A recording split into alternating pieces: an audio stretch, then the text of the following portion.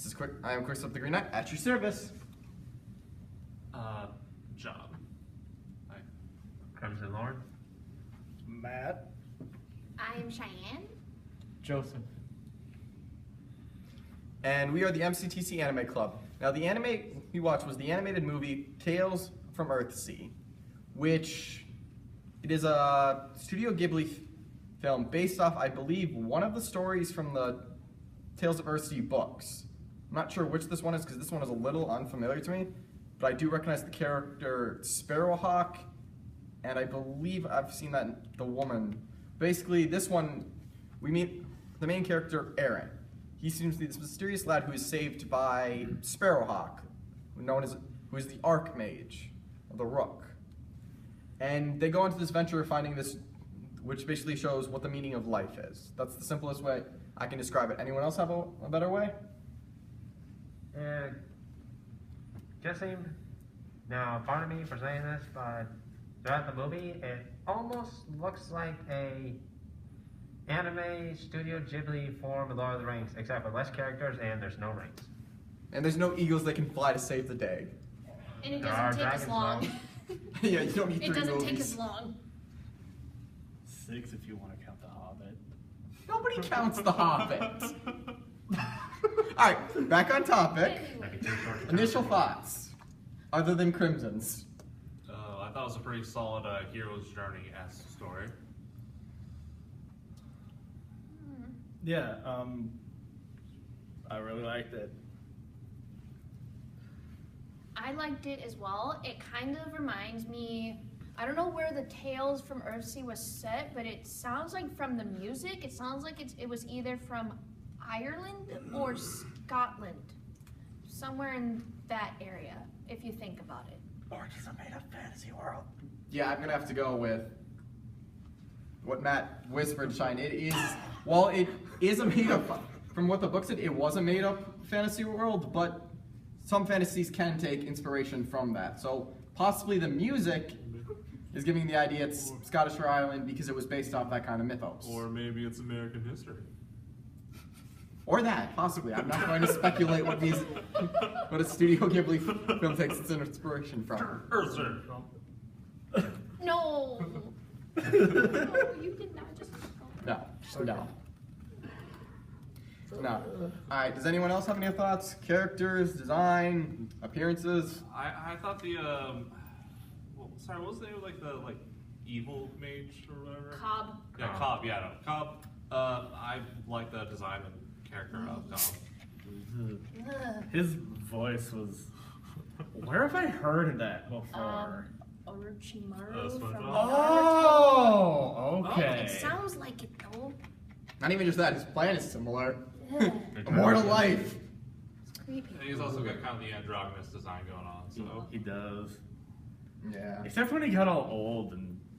And lost his eyes. No. when He turned lost into his a Heartless. We lost his eyes and looked like something out of one of those unseen. I cannot believe you just went there.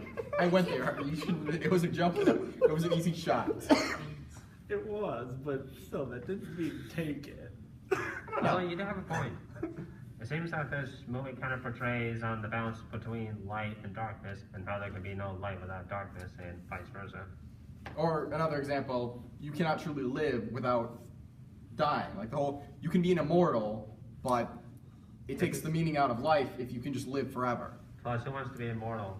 Having to live on while those around you fade away, that's just to say I have a lonely life. Well, you'd eventually forget all about them because our brains aren't meant to live that long. This is a fantasy world. We have no idea if that's gonna happen. To answer your question, someone whose life really, really sucked. Dang. Alright, anything else? Characters? I felt the design was really solid. I had a few gripes with it, but we can talk about that a little later. The only complaint I really have about is that they didn't go more into the magic system. Yeah, I gotta admit, with that, like, the true names, you see a little bit of that, but, like, you don't know anything about Sparrowhawk's true name. You don't, I mean, you see a lot of that story. I mean, well, admit, the Tales of the Earthsea books I know were always short, but they had, like, consistent, like, we don't know who Sparrowhawk is or anything, and we know bits about the characters. I wish, again, that is one of my complaints with. They would go more in details for like things like you hear a bit of Sparrowhawk, how he saved the woman. I'm forgetting her name. He saved her from the tombs. Like, she mentioned that to Aaron. Yeah. So were they like implying that she like used to be a slave or something? I don't remember the details. I remember that was one of the stories from the book, but that went a little differently, and I don't remember the exact details. It's been a long time since I've read those books. If you ask me, Sparrowhawk seems like those kinds of wizards that are all powerful, but they always show up when they're really needed. Well, I mean, he didn't get the Archmage title for nothing. That point. They don't just hand those out like passes to Hogwarts. Yeah, it's not like they just hand out like brochures or something. Hey, wanna go check out this shitty looking Hogwarts school? The Hogwarts Express. Oh god. Still, I had this weird sense that throughout the movie, all the events he played, he knew somehow that this was all going to happen because he wasn't surprised at all when all this stuff happened. Like Aaron showing up at the end. Or he's just that general savvy. He knew the day was going to be saved by the light of the sun. You could just see it coming. All right. Anyone else have anything to say? I feel like the dragons were sort of underused. Like Yeah. they were just sort of the beginning and the end. Just Yeah, like the eagles in The Lord of the Rings. Oh, right now the dragons are eagles, and we don't have an excuse for the dragons. Oh my goodness. Because you And don't have nobody, I swear to God, nobody mentioned any relation to that series GOT. No! GOT? No! Game of Thrones? Dude, I told you not to mention it. Gosh darn It's it! funny you could like easily make a title off of. You know, I feel like it's easy to make a Game of Thrones title. Just a blank of blank, like a storm of swords, or you know. Okay, let's Day not of get Light, or, too you know. off topic here. But I was like, admittedly, yeah, the dragons in the beginning, they seem foreshadowed they're going to be something really big. And They appear briefly at the end. Like Yeah. it's kind of like brought back with the true name. right. Like you don't really hear it. Like you get a mild foreshadow. Unlike with the true name, at least it's mildly foreshadowed. Like you see, like midway, did you give someone your true name? But that doesn't really. They don't really explain the true name thing. Yeah, which in the books it's really important. It's like Sparrowhawk. That's not his real name. Like even like the whole when they say the wind and water, like it's a really important thing to know someone's true name. It's like a true name in mythology. It gives them. It's like not even just that. It's not only just Egyptian mythology. It's the same idea. Names have power. Basically, it's like giving someone your life. Yeah, pretty much. Or making a deal with the Dark Yeah, One. I think they're probably kind of going off of what they do in D&D, like with you know, real names. All right. So any other like, what about the other characters like Aaron or Taro? Was it her name? I think it was. Terra. Teru? Tara. Terra. Teru. All right, Joe. I saw you raise your hands. I felt that Gob, as they were trying to flesh him out as being the main villain, was severely unattended to. It's like he seems to be like this dark and foreboding Darth Vader-like character, and he seems to be all powerful even over the Archmage. And then at the end, he just kind of dies without even putting up a real fight. Anticlimactic boss kind of deal. I wouldn't call him a Darth Vader clone though, because unlike But the heart thing, that's like Force script. kind of, but that's the same. That's not exactly Darth Vader. I mean, Darth Vader was a whole lot more complex of a character. No, I just mean like the Force choke thing. I'll give it with the Force trick. When I'm talking about like the whole basis, he doesn't seem like the whole like, oh, he was a hero that fell from grace. He just seems like a guy who doesn't want to die. Or maybe he did used to be a hero. Well, then that was But something we Fear would of want Loss them turned to. him into a fascist. Because he was my a student God. of the Archmage. This is speculation. We're talking about stuff that's actually shown through the movie. okay. If he was Actually- meant to be something like that, I wish they would give them more of an idea like that. Right. I'll be honest. This God guy, he kind of seemed more like the physical manifestation of humanity's fear of death. That makes more sense. Fear of the unknown. You know. Which death is unknown. Yeah, he was still trying to cling to life even at the very end. Mm-hmm. You know, Yeah. when you're right, you're probably right. That made no sense, but okay. Moving on. Yeah, so going off that, Gob, yeah, we don't really know much about him. Right, it's Cobb. Cobb, like I've heard.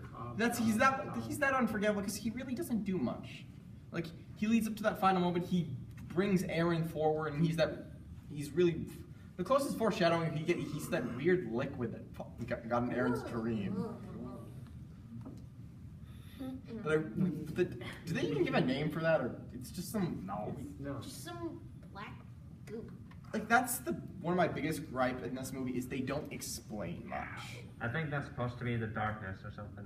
Again, but it's not explained. Like Notice how I'm not going to mention, but was- we've speculated a lot during this review, which is like it's a good amount of keep your watcher reader guessing, but if a story leaves you in too many questions, giving too many questions, it's really really bad. Like the idea, like another thing, Tara or Tara. I'm sorry, the names are really forgettable it's here. Okay, you're They're trying. not memorable characters, really. Another thing, like her having magical abilities at the end. This was foreshadowed nowhere. Like she didn't seem it was complete Deus Ex Machina.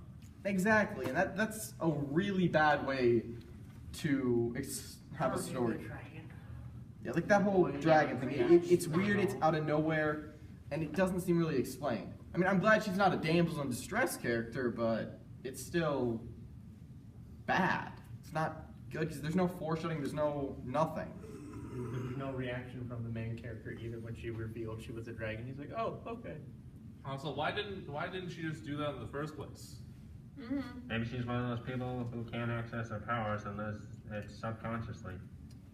Maybe, but like he had to know true. Again, it goes back to that true name thing. Like it was only mentioned after the true name. All right, so is that all everyone's got to say? What about Honestly, Aaron? He wasn't mentioned at all.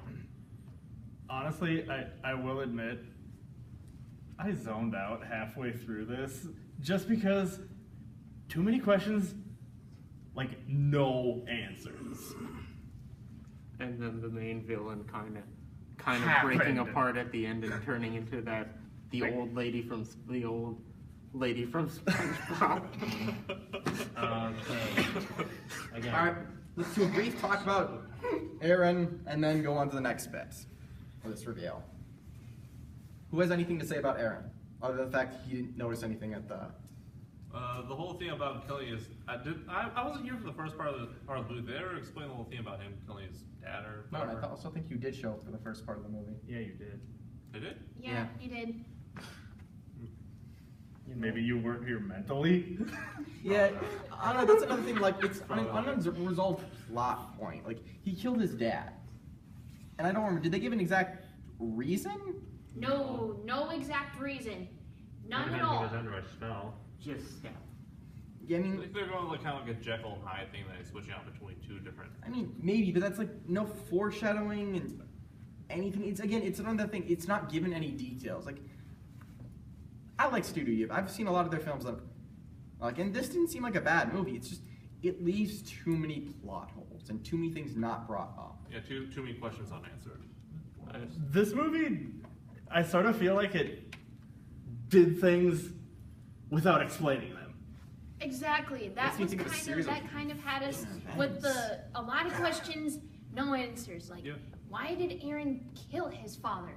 And what was he so afraid of that he didn't like that Well, he that wanted, it wanted to run away from? Well, it implies with that that was at least said to be like he was afraid of living, but again, it's weirdly and It doesn't make much sense. Yeah, no.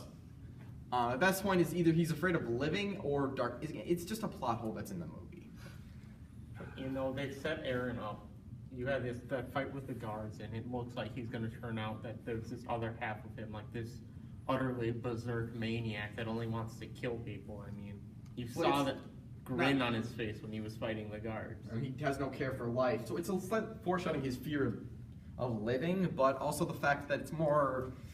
It comes across like either it's supposed to be foreshadowing the darkness hold on him, or it's supposed to foreshadow that, but it still comes off a little bit a big alligator moment. If you guys understand the trope yeah. I'm talking about. Oh yeah, a big The lip Captain alligator Hook moment. You have no idea what I mean by that, do you? You mean, are you making I- a Peter I Pan do. reference here, or? No, No, I'm saying it- it's a moment like basically something that's just complete out there in the Basically, it's a thing that just happens, no explanation. Like I and could it give an and example. it literally just happens.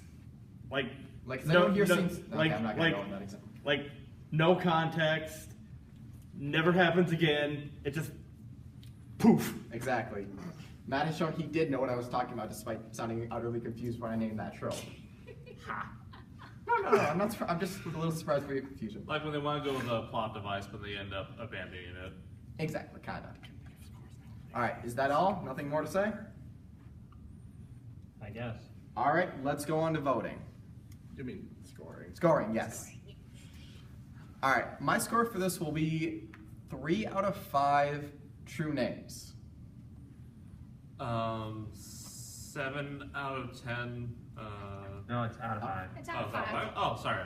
New this whole thing. It's his first day. We'll yeah, cut him some I'll- slack. I guess I'll 3 out of 5. I'm gonna say 4 out of 5.